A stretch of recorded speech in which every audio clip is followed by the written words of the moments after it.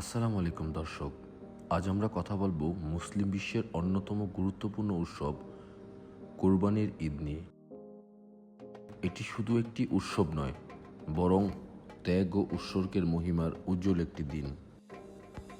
কোরআন মাজিদে আল্লাহ তাআলা বলেন, অতএব তোমরা রবের উদ্দেশ্যে সালাত আদায় করো এবং কোরবানি করো। এই আয়াতে কোরবানি করার সুস্পষ্ট নির্দেশনা দেওয়া হয়েছে।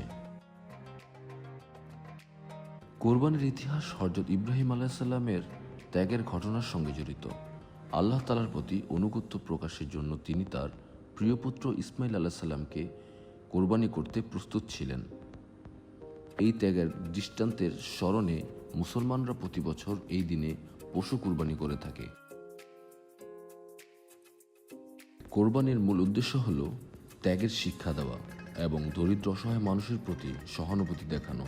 কোরবানির মাংস 3 ভাগে ভাগ করে 1 ভাগ নিজের পরিবার, 1 ভাগ আত্মীয় স্বজন এবং 1 ভাগ গরিবের মাঝে বিতরণ করা হয়। কোরবানির ঈদ আমাদের জীবনে ত্যাগের মহিমা নিয়ে আসে। আসুন আমরা সবাই মিলে এই ঈদের শিক্ষায় অনুপ্রাণিত হয়ে একটি সুন্দর ও সহানুভূতিশীল সমাজ করি। সকলকে জানাই ঈদুল আজহার আন্তরিক শুভেচ্ছা। ঈদ মুবারক।